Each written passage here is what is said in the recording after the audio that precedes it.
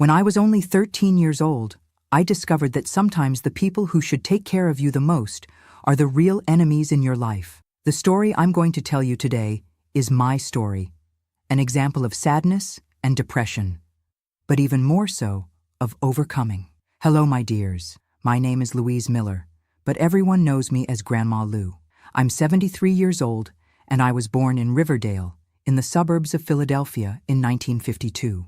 Today I'm going to tell a story that I've carried in my heart for over 60 years, something I've never told even my own children. So if you're watching me now, please leave a like on this video and subscribe to the channel, because your support gives me the courage to talk about things that, even after so much time, still hurt as if they happened yesterday. Before I start my story, I wanted to thank you all because we hit 20,000 subscribers this week. That's a lot of people, my goodness. To thank all of you across this great country, we're going to give away $200 at the end of the month. To participate, just be subscribed to Grandparents' Tales, hit the notification bell, like this video, and comment where you're watching from. It could be from Oregon, it could be from South Carolina, it could be from New Hampshire, it could even be from outside the US. I want to get to know all of you. Well, my story begins in 1965 when I was 13 years old. We were a simple family, living in a small 3-bedroom house in Riverdale. My father, George, worked as a truck driver, making deliveries throughout Pennsylvania. He was gone for days, sometimes entire weeks. My mother, Connie, was a seamstress and laundress, taking in clothes from the wealthy ladies in town to wash and iron. Our house always had clotheslines full, sheets swaying in the wind. I was the 4th child, the only girl after 3 boys. Anthony was 19, Joseph 17, and Robert 15. In my father's mind, having a daughter after 3 boys was a blessing from God. He called me his little princess, kept candy in his shirt pocket to give me when he came back from trips, carried me in his arms until I was 11, even though I was already getting big. When he was home, I felt like the most protected person in the world. But my father was home less and less. The trips were getting longer, the deliveries more distant. Sometimes he'd be on the road for 20 days. And it was during one of these long absences that everything started to change. It was March 1965. The heat was still strong in Pennsylvania. My mother had gone to deliver clothes to a client and left me at home with my brothers. "Take care of the house, Louise," she said before leaving. "Your brothers will be here. Ask them for help if you need anything." That afternoon, I was washing dishes in the kitchen sink when I felt someone behind me. It was Anthony, the oldest.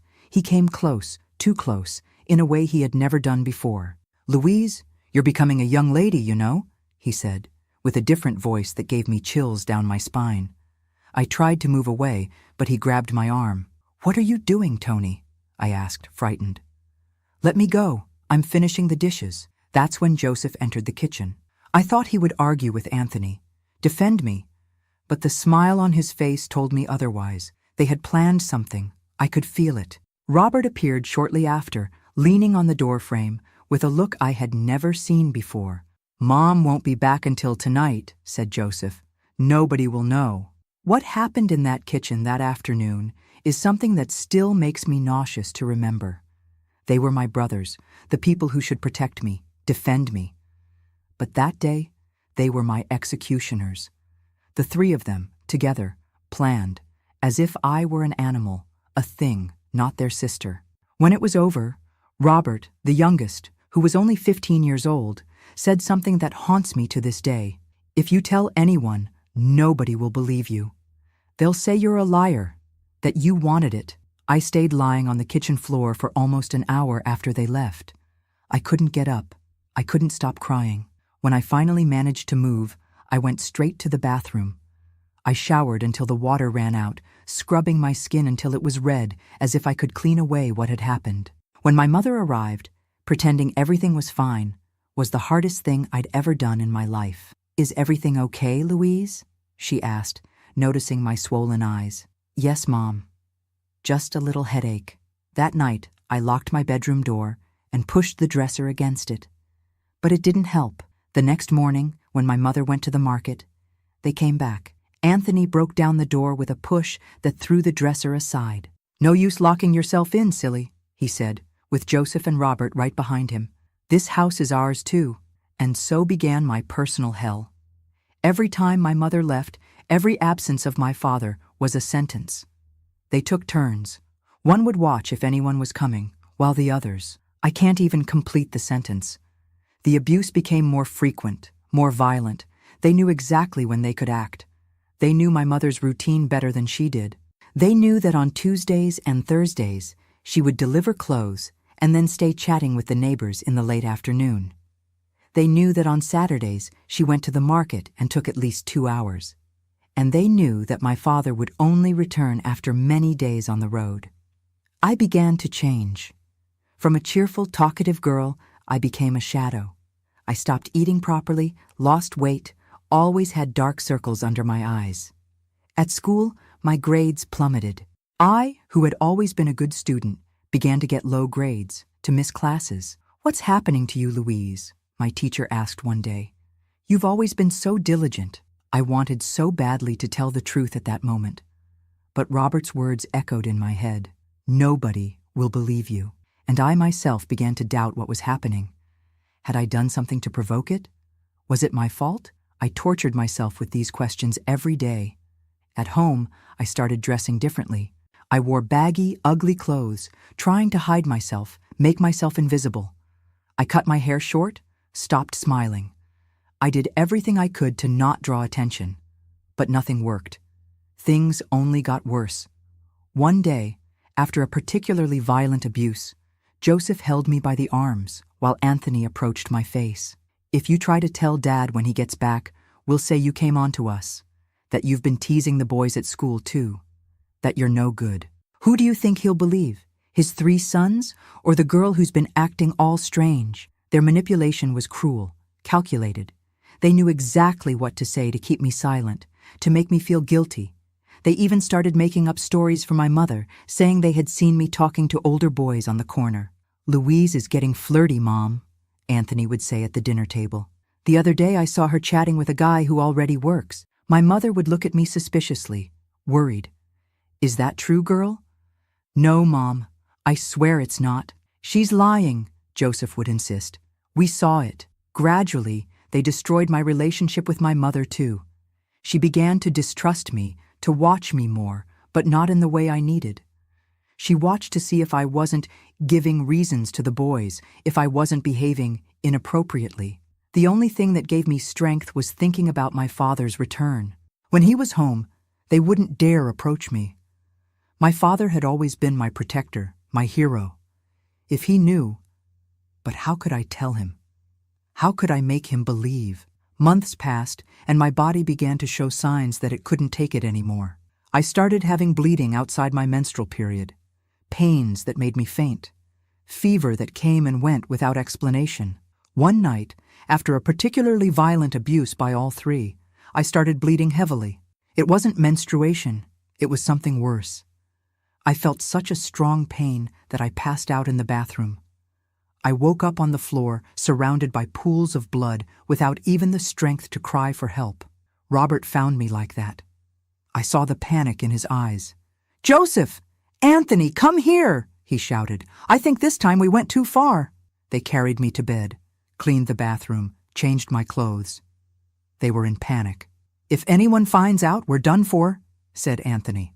"We'll say she fell down the back stairs." They left me in the room, still bleeding, but less. The pain was unbearable, but I didn't even have the strength to cry anymore.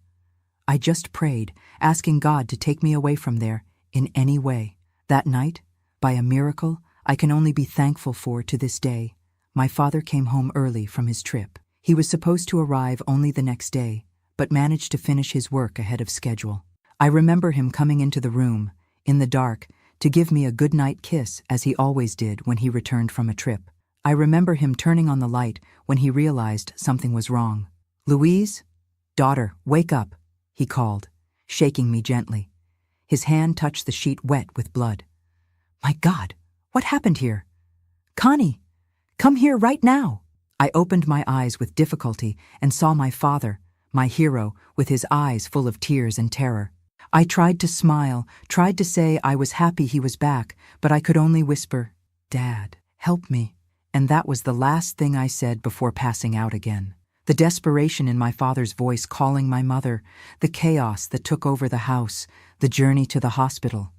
All of these are confused parts in my memory. But I clearly remember the look in my brother's eyes when they took me out of the house, carried in my father's arms. A look of pure terror. Not for my health, but for what would come next.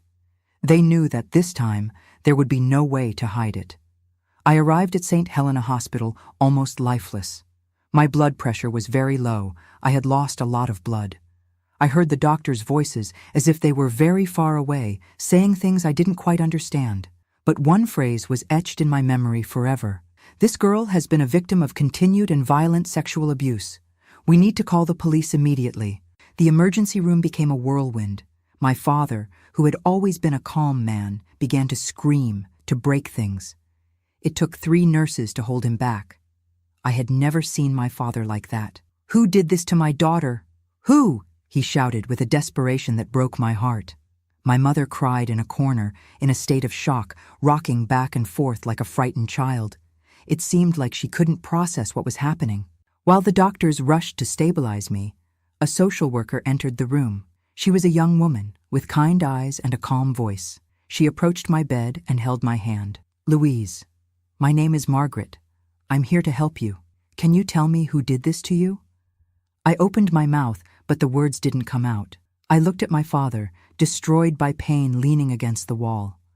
I looked at my mother, who seemed to have aged 10 years in one night. How could I tell the truth? How could I completely destroy our family? It was a group of guys. "On the way back from school," I whispered. The lie came out almost without thinking. "I don't know them. They were from out of town." My first lie. It would be the first of many I would tell in the coming months. Lies to protect those who didn't deserve protection. Lies that would corrode me from the inside like acid. I spent a week in the hospital. I had to have emergency surgery. The doctors said the internal trauma was so severe that I almost lost my uterus at 13 years old.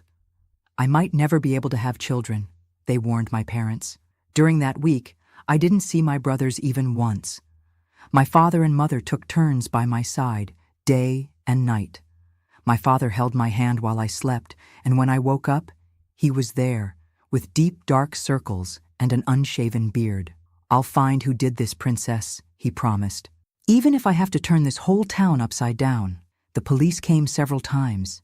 They asked the same questions, and I gave the same vague answers. I didn't know how to describe the attackers. I didn't know where they were from. I wasn't sure of anything. The officers exchanged suspicious looks. They knew I was hiding something. "Daughter, you need to help us," said a gray-haired detective. "If you don't tell the truth, these men could do the same to other girls." That tormented me. Thinking that my own brothers could hurt other girls, but at the same time, how could I destroy my family? How could I make my father lose not only his daughter, but also his 3 sons? The night before I was discharged, I had an unexpected visit. My mother had gone home to shower, and my father went to buy something to eat at the hospital cafeteria. I was alone in the room for almost an hour. The door opened slowly, and Robert entered. My youngest brother, only 2 years older than me, was unrecognizable. Thin, pale, with deep dark circles.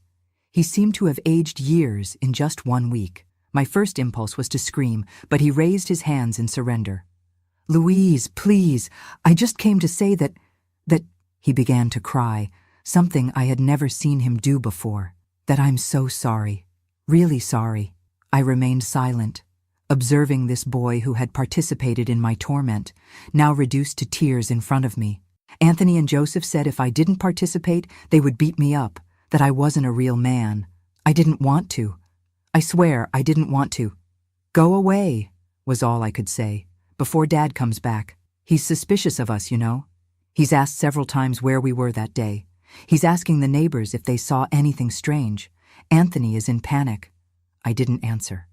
Part of me wanted my father to discover everything, for justice to be done. But another part knew that this would destroy our family forever. "You didn't say anything, did you?" Robert asked, nervous. "If you talk, go away," I repeated more firmly. "I don't want to hear threats." "It's not a threat," he said, approaching the door. "It's just that You know how Dad is. If he finds out, he'll kill us. Literally. And he left before I could answer. I stared at the closed door, tears streaming down my face, because the worst part was that he was right. My father, always so calm and loving, had a limit, and that limit was my safety. I returned home on a Sunday afternoon. My father had cleaned and arranged my room, bought a new bedspread, even painted the walls a light yellow that I had always liked. "So you feel like you're in a new place," he explained. A fresh start.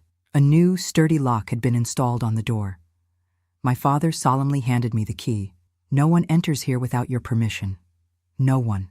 The first days at home were strange. My brothers hardly appeared when I was in the common rooms. They left early and returned late, avoiding meeting me or my father. My mother tried to act normally, as if everything would go back to what it was before. She prepared my favorite foods, combed my hair like when I was little, tried to make me smile. But there was something broken between us. Something I didn't know if it would ever be fixed. "Daughter, you need to eat," she insisted, seeing that I barely touched the food. "You need to regain your strength." But how to explain that each bite was an immense effort? That I didn't feel hunger, didn't feel anything but a huge emptiness? My father extended his leave from work. He said he wouldn't go back on the road until I was completely recovered and until the bandits were caught. He spent days at the police station, talking with investigators, offering rewards, making posters with the vague description I gave of the imaginary attackers. At night, he would sit on the edge of my bed and hold my hand until I fell asleep. "Nothing bad will happen to you again, princess," he promised. Never again. But the harm was already done, and it lived under the same roof. The nightmares started almost immediately. I would wake up screaming in the middle of the night, cold, sweating, reliving every moment of horror. My father would come running, hug me, try to calm me down. Sometimes I would get so agitated that I needed to take the medications the doctor prescribed. "They're just dreams, daughter," he would say, wiping my tears. "They can't hurt you." But they weren't just dreams. They were memories, memories that would haunt me for decades. At school, things weren't better. Although no one officially knew what had happened to me, rumors spread like wildfire. Small towns have big ears and even bigger mouths. "Look at the girl who was attacked," they whispered in the corridors when I returned to classes almost a month later. "They say it was men from out of town, a whole gang." Some people treated me as if I had a contagious disease, others with a pity so deep that it was almost worse. My friends didn't know how to act around me, what to say, how to behave. I began to isolate myself more and more. I spent the breaks alone, sitting under a tree in the yard, away from the looks and whispers. My grades, which were already bad, got even worse. The teachers tried to be understanding, but I could see the frustration in their eyes. "Louise was such a promising student," I heard the principal comment to my teacher as I passed by her office. "It's a shame all this happened. Will she be able to recover?" At home, the tension was palpable. My father continued his crusade to find the culprits, increasingly frustrated with the lack of progress. My mother tried to keep the peace, always walking on tiptoes, as if fearing that any noise could break our already shattered family even more. My brothers developed different strategies. Anthony, the oldest and their leader, acted as if nothing had happened. Sometimes he even tried to be kind to me, offered help with homework, asked if I wanted to watch television. "I'm worried about you, sis," he would say, with a falseness that made me nauseous. "We have to stick together in this difficult time." Joseph, the middle one, opted for total distance. He spent more time out of the house, got a job at a mechanic's shop, came home just to sleep. When we were forced to be in the same environment, like at dinner, he didn't raise his eyes from his plate, didn't say a word to me. Robert, the youngest, seemed to be as destroyed as I was. He was visibly losing weight, had nightmares like mine, jumped when someone touched him unexpectedly. Several times I caught him observing me from afar, with eyes full of remorse and fear. One night, about 3 months after the hospital, I heard a violent argument in my parents' bedroom. My father rarely raised his voice, so I was immediately alert. "There's something wrong with this whole story, Connie," he shouted. "Can't you see? These boys are acting very strangely." "What are you insinuating, George?" My mother responded, her voice trembling. "For God's sake, they're your sons." And she is my daughter too. Look at her, Connie. Look at what they did to our girl. She doesn't sleep, doesn't eat, doesn't smile anymore. Those eyes are no longer those of a child. That was the fault of those thugs, those bandits that nobody saw, that nobody knows, that left no clue. In Riverdale, where everybody knows everybody, I held my breath. My father was suspicious. His protective instinct was sniffing out the truth behind my lies. Robert almost fainted when I asked where he was that afternoon, my father continued. Joseph can't even look me in the face. And Anthony is aggressive, on the defensive all the time. There's something that's not adding up in this story, Connie. You're delirious, my mother insisted, but her voice betrayed her uncertainty. It's the tiredness, the worry. You haven't slept properly in months. I'm going to discover the truth, my father stated, with a determination that made me tremble. One way or another, I closed my bedroom door and cried silently until I fell asleep. The truth was approaching like a storm on the horizon, and when it arrived, it would sweep everything in its path. It was a Tuesday in June 1966, almost 4 months after my trip to the hospital. That day began like any other in this new, somber routine we had established. My father left early to go to the police station, as he did almost every day. My mother was in the backyard, hanging clothes on the clothesline. I was in the living room, trying to concentrate on a math lesson that I couldn't understand. Anthony entered the room without making a sound. When I realized, he was already sitting next to me on the sofa. I felt my entire body freeze with fear. "We need to talk, Louise," he said, with that falsely gentle voice he had adopted in the last few months. "This situation can't continue like this." I got up immediately, ready to run, but he held my arm.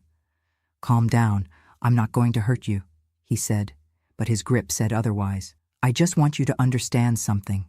Dad is suspicious of us. Yesterday he asked Robert a bunch of questions and the kid almost gave everything away. If that happens, the whole family goes down the drain. Is that what you want?" I looked into his eyes, those eyes that used to be of a brother and now were of a monster, and found a courage I didn't know I had. "Let go of my arm now," I said through clenched teeth.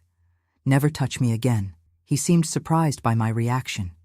He released my arm slowly. "You don't understand, do you? If you tell the truth, Dad will kill us, literally. Do you want to have that on your conscience?" "You didn't think about my life when you did what you did," I replied, with tears streaming down my face. "Why should I think about yours now?" Anthony turned red with anger. He stood up, standing much taller than me, intimidating. "You're going to keep that mouth shut," he said, approaching again. "Or I swear that—" He didn't get to finish the sentence. The living room door opened violently, hitting the wall. My father was standing there, holding a folder of documents, his face white as paper. "Get away from my daughter," he said, in a voice I didn't recognize. Low, controlled, but loaded with a fury I had never seen before. Anthony took 2 steps back, raising his hands. "Dad, it's not what you're thinking."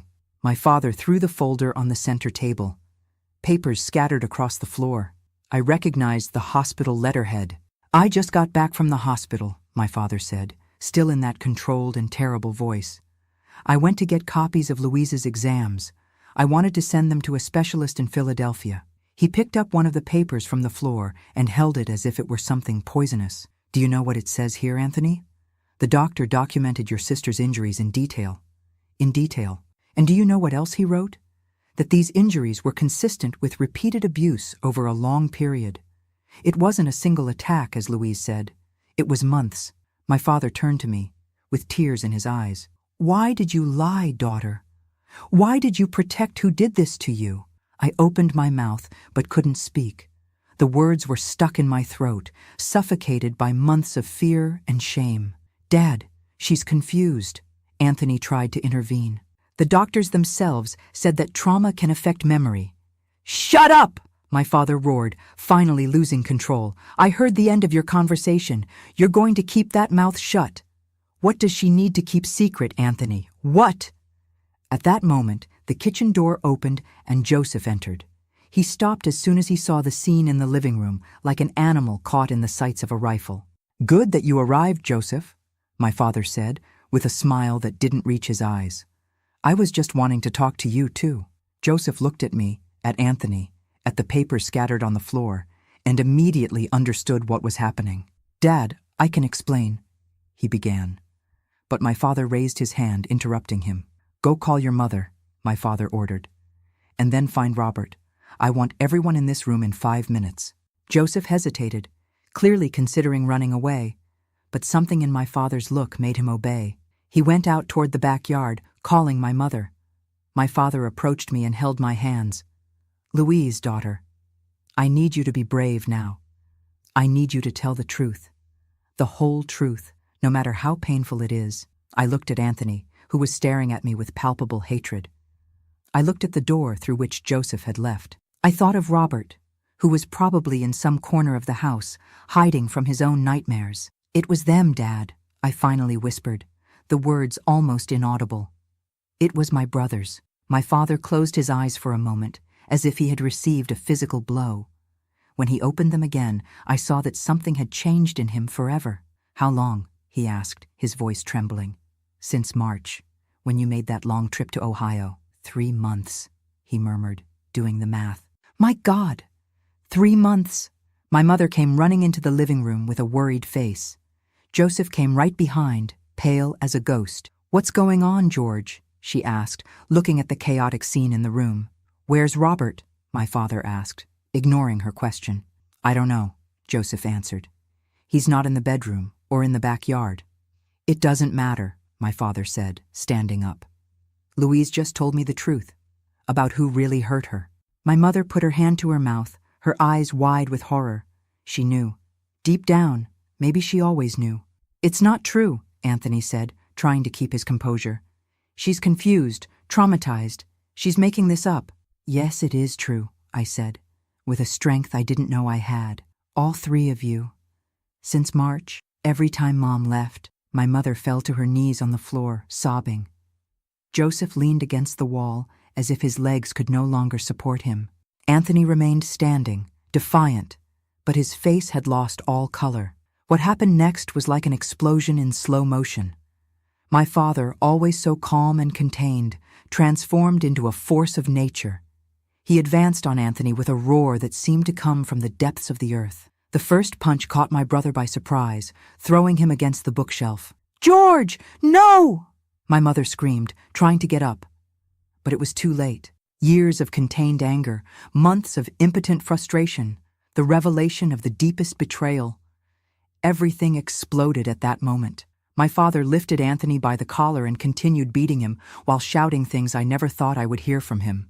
Joseph tried to intervene, pulling my father back, but ended up taking a blow that threw him to the floor. My mother was screaming. I was screaming. The living room had turned into a battlefield. When the neighbors arrived, attracted by the commotion, they found my father being held by 3 men, Anthony bleeding on the floor, Joseph leaning against the wall with a broken nose, and my mother trying to protect me in a corner of the room. "He's gone crazy," someone said. "Call the police." Minutes later, police cars filled our street. Officers entered the house, separating everyone. One of them, who knew my father from the time he spent at the police station, tried to calm him down. "George, for God's sake, what happened here?" My own sons, My father couldn't complete the sentence, choked by anger and pain. It was I who spoke. With surprising clarity, I told everything to the police. Every detail, every abuse, every threat. It was as if a dam had broken inside me, and the truth flowed uncontrollably. The police listened in silence, their faces hardening with each word. When I finished, one of them turned to Anthony and Joseph. "You're under arrest." "And Robert?" a younger officer asked. "Was he also involved?" "Also," I confirmed, with tears in my eyes. "But he was forced by the others. They threatened to beat him if he didn't participate." At that moment, as if he had been summoned, Robert appeared at the door of the living room. He had heard everything, hiding in some corner. His face was soaked with tears, his eyes red from crying so much. "It's true," he said, his voice choked. "I was part of it. I deserve to be arrested too." My father, who was being attended to by a paramedic, looked at Robert with a mixture of contempt and pity. "You are no longer my son," he said simply. "None of you are." Anthony and Joseph were taken handcuffed to the police car. Robert was placed in another, without handcuffs, but equally under arrest. Before getting into the car, he looked at me one last time. "Forgive me, Louise," he said, so low that I almost didn't hear. "I know I don't deserve it, but forgive me." I didn't answer.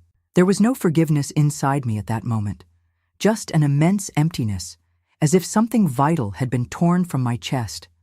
In the weeks that followed, our family became the main topic of the town. The local newspapers reported the case with sensationalist headlines: "Abusive brothers arrested in Riverdale.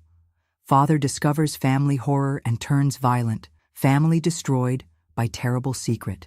The trial was quick by the standards of the time.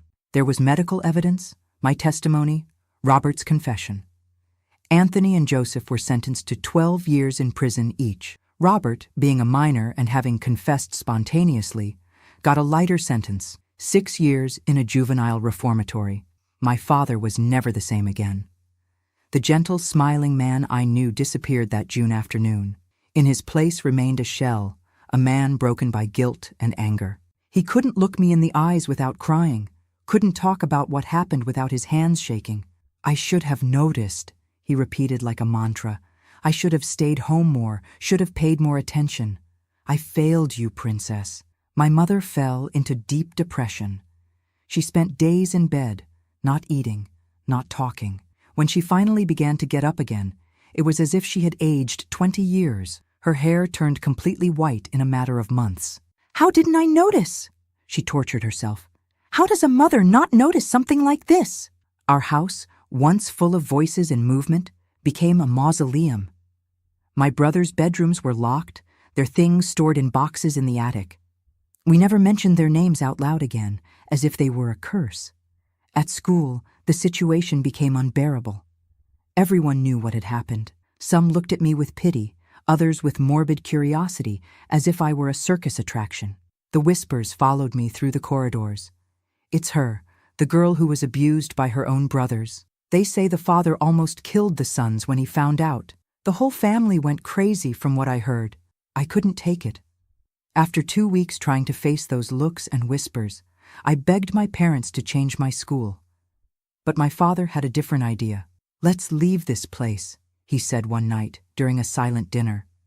"There's nothing for us in this town, just bad memories." In August 1966, we left Riverdale behind. My father requested a transfer at the transport company, and we went to New Hope, almost 250 miles away. A town where nobody knew us, where we wouldn't be the family of that terrible case. We left behind the house, the furniture, the photographs, almost everything that could remind us of the past. We started from scratch, in a small apartment downtown, near the Delaware River.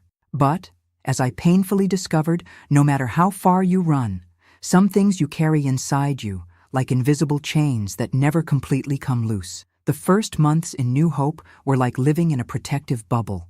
I, who had always lived in a small, flat town like Riverdale, now found myself surrounded by hills, historic buildings, and a fog that covered everything on cold mornings. It was as if we had ended up in another century, in another world. We began a new life in August 1966. I had just turned 14. My father got a steady job in the transportation company office without having to travel. For the first time since I could remember, he would be present every day. My mother found a small job at a bakery near our home, making pastries. It was less than she was used to as a seamstress, but it kept her busy, away from dark thoughts. They enrolled me in a Catholic school, St. Mary's Academy. There, nobody knew my past. Nobody knew my story. To everyone, I was just the new girl, a little quiet, a little sad, but just another teenager adapting to a change. "We have the chance to start over, princess," my father would say, as we walked the cobblestone streets on weekends. "Here nobody knows us. Nobody knows what we went through." But I knew. My body knew. My mind knew. The scars were still there, some visible, most invisible to others' eyes. The nightmares didn't stop with the change of town. Almost every night, I would wake up screaming, cold sweating, feeling hands that didn't exist touching me. My father would always run to my room, hug me until I stopped shaking, sometimes staying all night sitting in a chair beside my bed. "It will pass, daughter. he promised, stroking my hair. With time, it will pass. But it didn't pass. In fact, the nightmares became more elaborate, more realistic. Sometimes I dreamed that my brothers had escaped from prison and found me in New Hope. I would wake up so terrified that I couldn't breathe, as if invisible hands were squeezing my throat. My parents took me to a doctor who prescribed sleeping pills. But the pills didn't prevent the nightmares. They just left me trapped in them, unable to wake up. After a few even worse nights, I stopped taking them. At the new school, I tried to adapt. The nuns were strict, but fair. The other girls tried to approach me, curious about the student transferred in the middle of the school year. But I built walls around myself, invisible but impenetrable. "You never talk about your old town," a classmate named Teresa commented one day during recess. "Do you miss it?" "No," I answered dryly. "I don't miss anything from there." "What about your friends? Your family?" "I don't want to talk about it." Soon they gave up trying to get information out of me. I became known as the weird one, the unfriendly one, the one with no friends, and I preferred it that way. Friendship meant trust, and I didn't know how to trust anymore. At home, my parents tried to rebuild some normality. My mother decorated the small apartment with flowers, colorful curtains, small objects she bought at the market.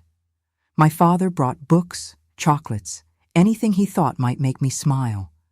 But there was a ghost between us, or rather, 3 ghosts. We never talked about my brothers, never mentioned their names. It was as if they had died, as if they had never existed. But their absence was a constant presence, a black hole that sucked all joy. At night, I would hear my mother cry softly in her room. My father would try to console her. But how do you console a mother who lost 3 sons to prison and discovered they were monsters? How do you deal with the guilt of not noticing, not protecting your youngest daughter? "I should have seen it, George," she would say between sobs. "How does a mother not notice something like this?" "It's not your fault, Connie," my father would respond, with a tired voice that didn't convince even himself. "They deceived us all." 6 months after we moved to New Hope, an envelope arrived in the mail. It was from the State Reformatory for Juvenile Offenders. A letter from Robert. My father was furious, wanted to burn it without opening it. My mother begged to read it.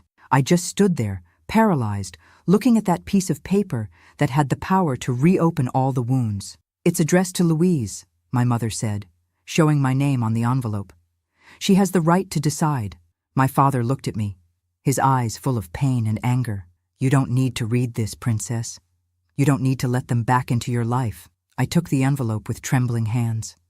I didn't know what I wanted to do. Part of me wanted to tear it into 1,000 pieces. Another part wanted to know what he had to say. "I'll think about it," I answered, putting the letter in my pocket. "I don't know yet." I carried that letter with me for weeks. In my room, at school, on walks around town. Sometimes I forgot it was there. Other times it was all I could think about. What could Robert say that would change anything? What words could heal what he and the others had broken? On a Sunday afternoon, alone in my room while my parents had gone to Mass, I finally had the courage. I opened the envelope carefully, as if it might contain something dangerous. The handwriting was small and cramped, covering 4 entire pages. I began to read, my heart racing. "Dear Louise, I don't even know where to start. Maybe by saying that I don't expect your forgiveness. I know I don't deserve it. What we did to you was unforgivable. I wake up every day in this place with the same question. How could I do something so horrible to my own sister? I won't make excuses. I won't say it was just Anthony and Joseph's fault, that they forced me. Yes, they pressured me, they threatened me, but I had a choice. I could have said no. I could have told Mom, Dad, someone. I could have protected you, as a brother should. Instead, I became your tormentor, part of your nightmare. I'm doing therapy here. The psychologist says I need to understand why I did what I did, to never repeat it. He says I have a chance to rebuild my life when I get out of here. But first, I need to fully recognize the harm I caused. And I do recognize it, Louise. Every day, every night, every moment you suffered because of us. I carry this with me like a weight that never goes away. I'm not asking you to answer me. I'm not asking to return to your life. I just wanted you to know that I'm deeply sorry, and that, if I could go back in time, I would have been the brother you deserved. If someday, many years from now, you feel you can give me the chance to ask for forgiveness in person, I'll be waiting. But I understand if that day never comes. I hope you're managing to rebuild your life away from here. I hope that one day you find peace. With sincere remorse, Robert. When I finished reading, I realized I was crying. They weren't tears of sadness or anger, but something different, something I couldn't name. A confused mixture of emotions that left me exhausted. I put the letter in a drawer and never answered, but I didn't destroy it either. Somehow, those words written on paper were an acknowledgement of what had happened, a confirmation that it hadn't been a nightmare, that I wasn't crazy. The months passed, turning into years. I adapted to life in New Hope, to the slower pace, to the traditions of that historic town. At school, I remained isolated, but gradually some classmates broke through my barriers. They didn't become close friends, but they were acceptable company. One of them, Martha, the pharmacist's daughter, was the first person I trusted with a bit of my story. I didn't tell her everything, obviously, just that I had gone through something very difficult in the other town, and that's why we moved. "It must have been horrible," she said, without pressing for details. "It was," I answered, surprised by my own sincerity. "But I'm trying to move forward. If you need to talk, I'm here," she offered, with a simplicity that touched me. It was the first time someone offered help without seeming to be dying of curiosity, without asking 1,000 questions, without looking at me like a freak, just offering presence, company, an ear if I needed it. At home, things slowly improved. The nightmares didn't completely disappear, but they became less frequent. My mother stopped crying every night, began to smile occasionally, especially when she brought home funny stories about the ladies who frequented the bakery. My father remained overprotective, wanting to know where I was every minute, calling the school if I was 10 minutes late getting home. But even that diminished over time, as he saw that I was, somehow, surviving. In 1968, 2 years after our move, something unexpected happened. A letter arrived, this time from the state penitentiary. It was from Anthony. Unlike Robert's letter, this one was short, almost abrupt. "Louise, I know you'll probably tear this up without reading it. I know you hate me, and you're right. What we did has no excuse. I'm writing because I heard that Robert sent you a letter. He's trying to play the remorseful one, the good guy, but don't believe him. He participated in everything of his own free will. I'm not asking for forgiveness. I just wanted you to know that I'm paying for what I did. Here in prison, when they find out why you're in, your life becomes hell. Not even the worst criminals respect someone who does what we did. Maybe that gives you some comfort, knowing we're suffering. I hope so. Anthony." This letter, unlike the first, I tore into pieces and threw in the trash. I didn't tell my parents I had received it. I didn't want to reopen that wound, didn't want to see the look of pain in their eyes. Anthony's words haunted me for days.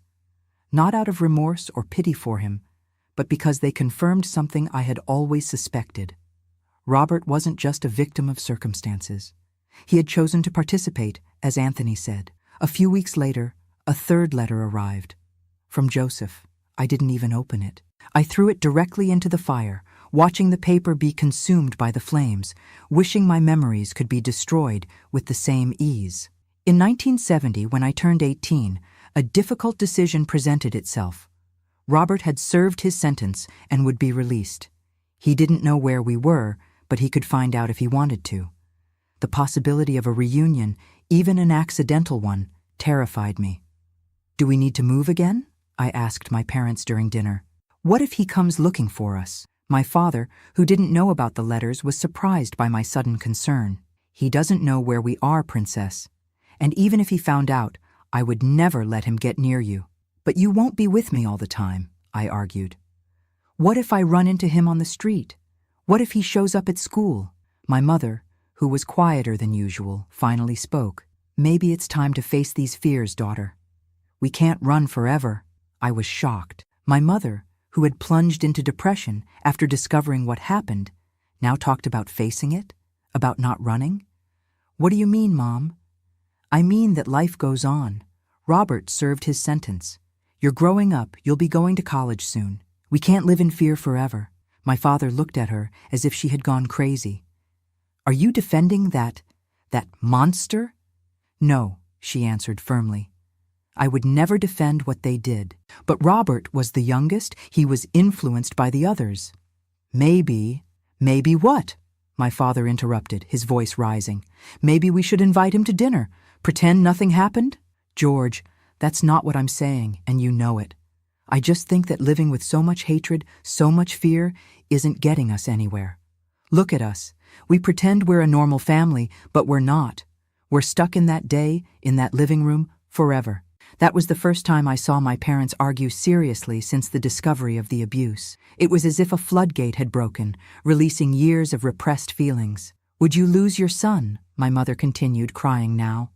"Would you never see Robert again? Not even to hear what he has to say?" "He's no longer my son," my father answered, but his voice had lost its conviction. "None of them are." I observed that discussion in silence, feeling something strange grow inside me. It wasn't forgiveness. It would never be forgiveness, but maybe it was acceptance. The acceptance that what happened was part of my story, and that running wouldn't change that. "I don't want to see Robert," I finally said, interrupting their argument. "I'm not ready for that, and maybe I never will be. But I also don't want to run again. This is our home now, our life." My parents looked at me, surprised by my firmness. I realized that for the first time since the abuse, I was making a decision about my own life, not just accepting what they decided for me. "I'm afraid," I admitted, "but I don't want that fear to control every step I take for the rest of my life." My father stood up and hugged me, strongly, like when I was little. "You're the bravest person I know, Princess," he said, his voice breaking. "Much braver than me." That night marked a turning point in our family. It wasn't a magical cure. The scars remained. The nightmares still appeared occasionally. The painful memories sometimes emerged out of nowhere. But something had fundamentally changed. For the first time since everything happened, I felt that I could have a future that wasn't completely defined by my past. In 1971, I was accepted to the College of Education in Philadelphia. I was going to move, live in a dorm with other students, start an independent life. My parents were proud, but also terrified. "Are you sure you're ready, daughter?" my mother asked, while helping me pack. "Philadelphia is a big, dangerous city." "I'm ready, Mom," I answered, surprising myself with the certainty in my voice. "I can't let fear prevent me from living." That night, on the eve of my departure, I had a different dream. It wasn't a nightmare, like the many that had tormented me for years. It was a dream of liberation.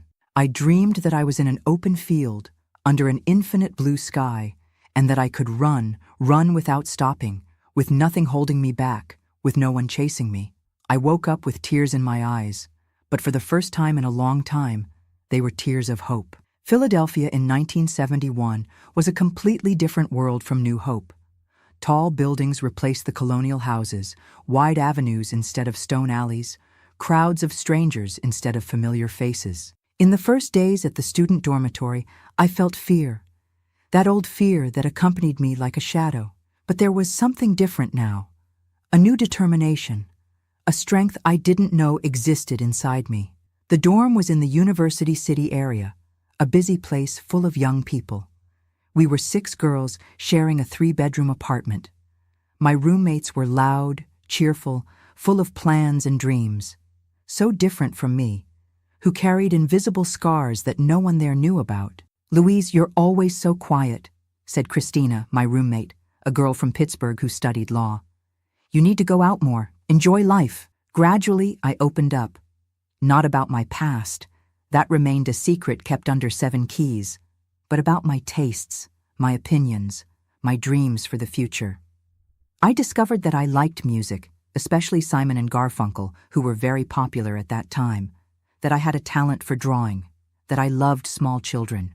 "You're going to be an amazing teacher," Christina told me one day, after seeing me help the neighbor's child with homework. "You have patience.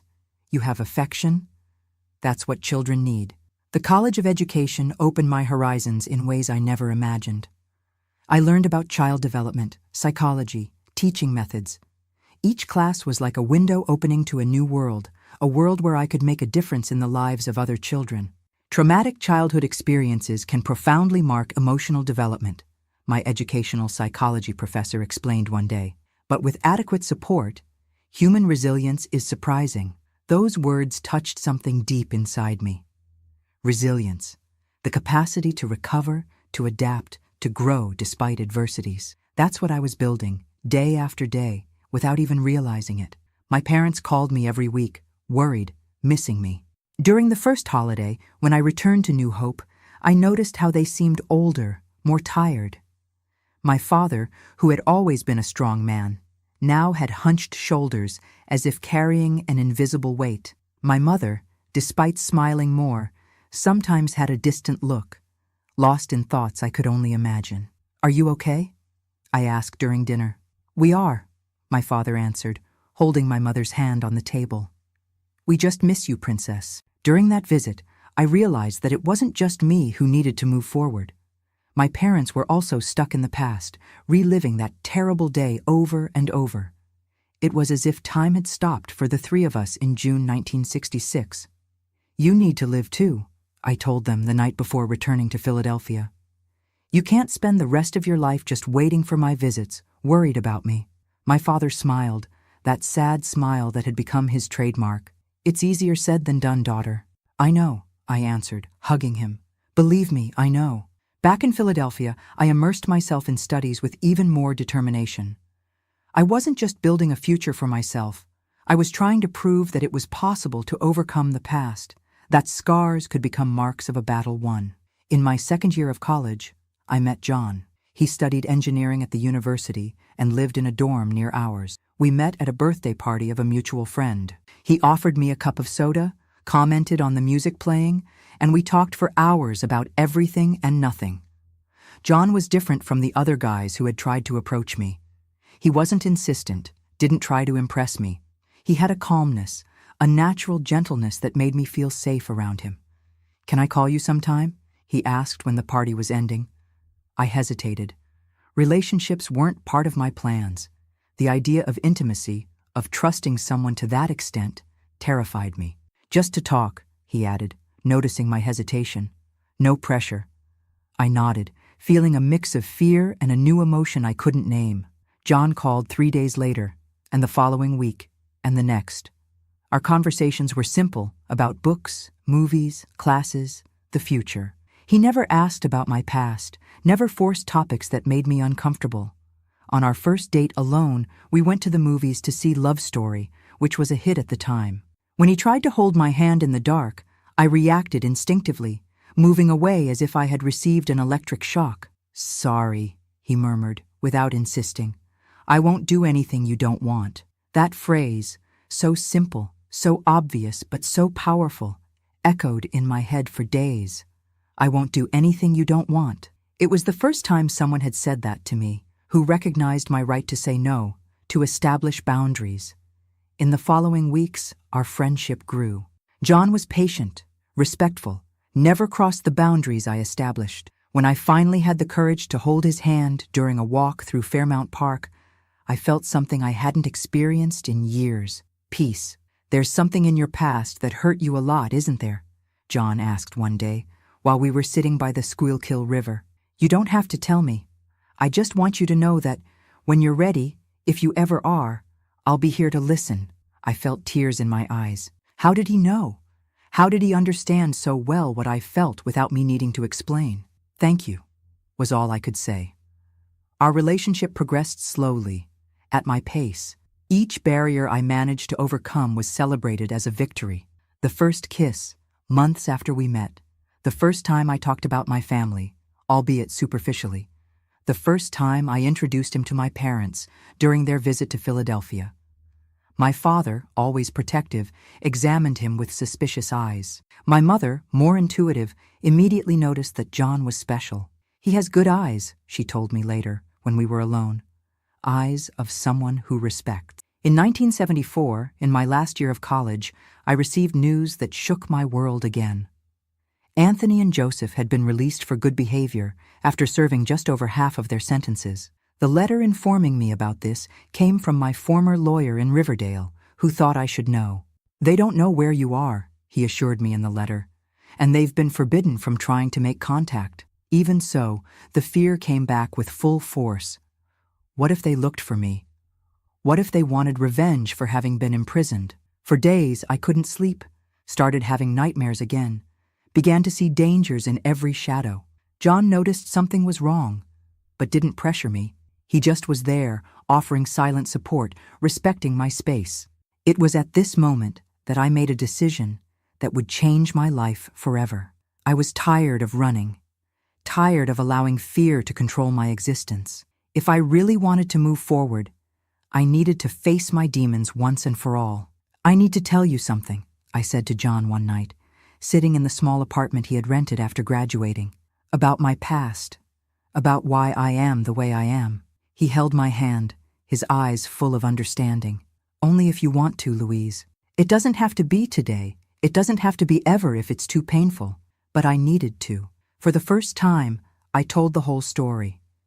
From the first day in the kitchen of my house in Riverdale, to my father's discovery, my brother's imprisonment, our escape to new hope. I spoke without stopping, the words coming out like a torrent dammed up for years. John listened in silence, holding my hands, silent tears streaming down his face. When I finished, emotionally and physically exhausted, he hugged me with such gentleness that I started crying again. "You're the strongest person I've ever met," he said simply, "and I love you. Nothing you told me changes that. Nothing." That night marked the true beginning of my healing. Sharing my story, my darkest secret, and being accepted, loved despite it, or perhaps even more because of it, was liberating in a way I never imagined possible. In the following weeks, with John's support, I made another difficult decision: to confront my brothers. Not in person, I wasn't ready for that yet, but through letters. 3 letters, one for each of them.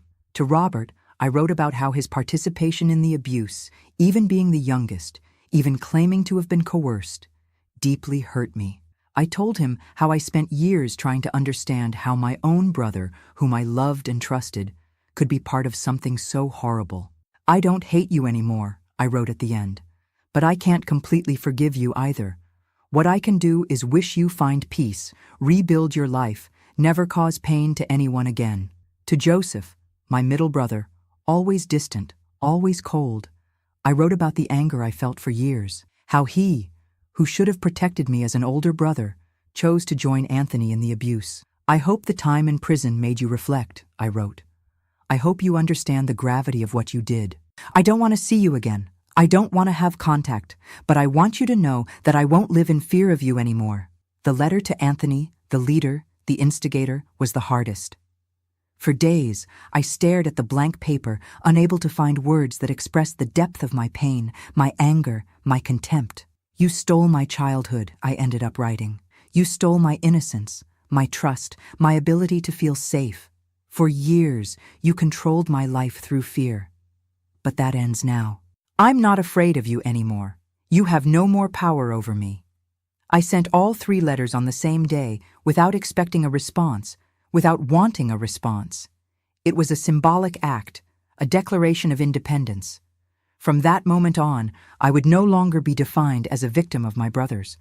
I would be defined by my own choices, my own path. In December 1974, I graduated in education.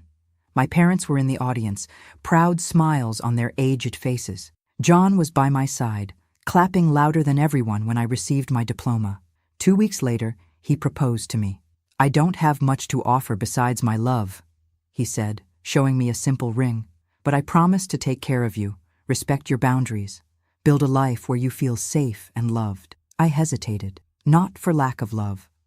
I loved John more than I imagined it was possible to love someone, but out of fear. Fear of not being able to be a complete wife. Fear that my scars were too deep. "What if I never can? You know," I murmured, embarrassed. "What if the trauma is too strong?"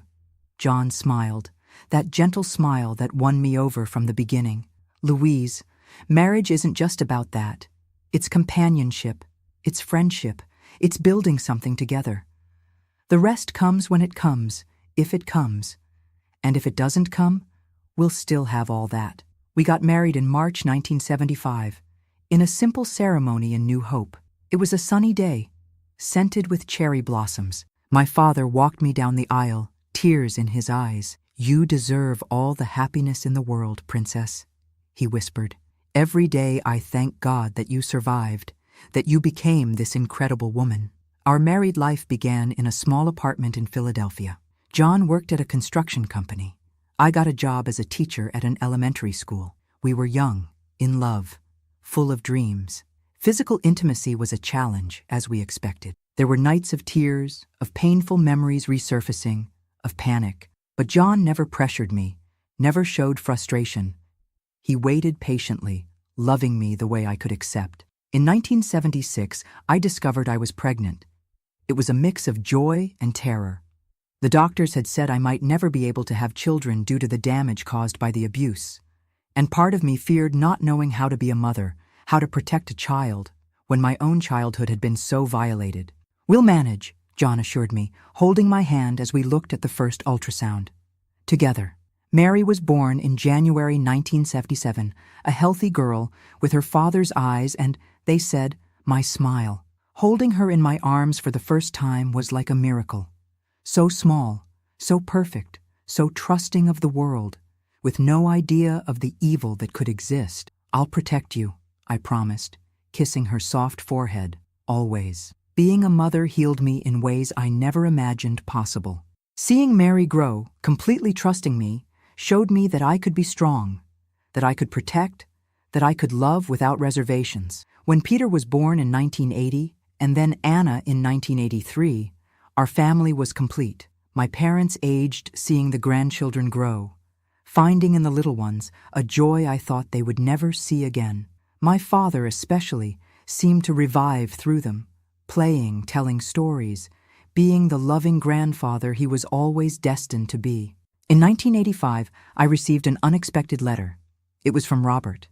I didn't open it immediately, left it on the kitchen table for days, unsure what to do.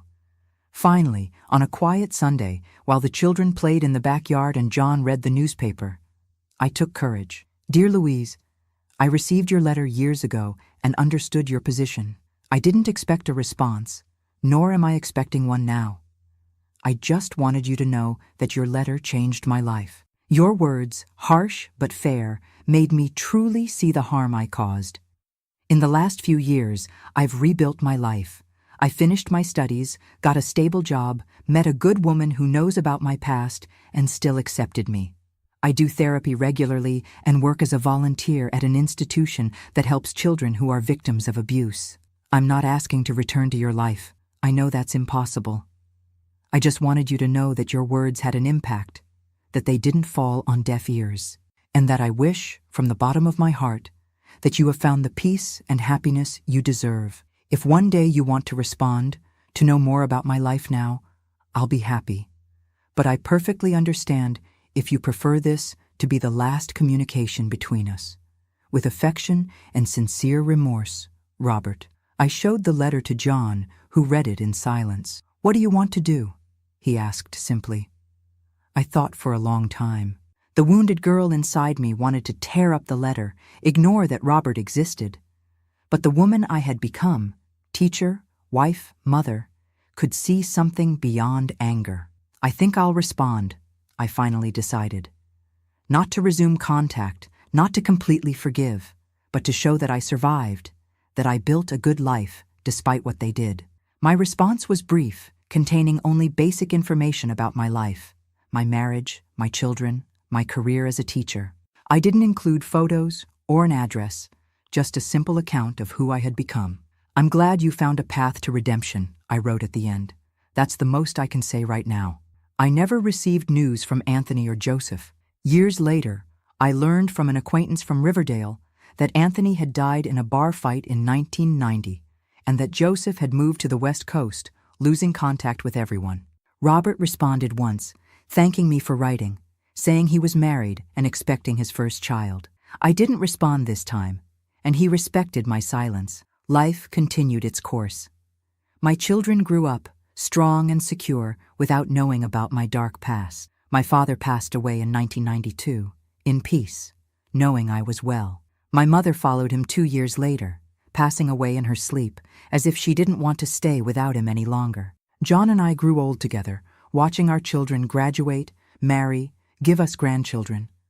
The love between us, which began so hesitantly, grew and transformed into something deep and unshakable. He never stopped being that patient man who respected my boundaries, who made me feel safe. In 2010, already a grandmother of 4 grandchildren, I made a decision I never imagined I would make. I wrote to Robert asking to meet, not for him, but for me, to definitively close that chapter. We met at a cafe in downtown Philadelphia. He was very different, gray hair, deep wrinkles, reading glasses. He didn't look at all like the teenager who participated in my torment. We talked for almost 2 hours about our lives, our children, our regrets. I never stopped being sorry, he said, his eyes down. Not a single day. I know, I replied, surprised to feel no anger, just a distant sadness, and I hope you never do. It wasn't a reconciliation meeting. There were no hugs, no promises to keep in touch. It was a closing meeting of definitively turning the page. When we said goodbye, he asked, "Were you able to be happy, Louise? Despite everything?" I thought of John, of our children, of our grandchildren, of the life we built together. "Yes," I answered sincerely, "very happy."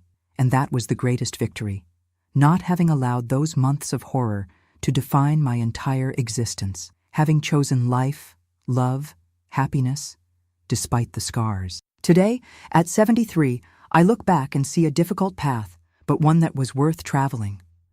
I'm a grandmother of 7 wonderful grandchildren, a retired teacher who helped hundreds of children, a woman who learned that the worst wounds can heal if we give them time and care. My dear ones who have watched me until now, thank you for listening to my story.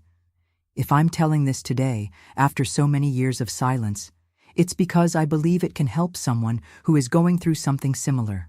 To say that there is hope, that there is a path beyond the pain. If you're facing your own valley of shadows, remember, you are stronger than you imagine. Healing can be slow, it can be difficult, but it is possible. Believe that. And before I say goodbye, I wanted to thank the 20,000 subscribers. That's a lot of people, my goodness. Don't forget to leave a like on this video, subscribe to Grandparents' Tales, and turn on the notification bell so you don't miss any story. A loving kiss from Grandma Lou, and see you in the next video.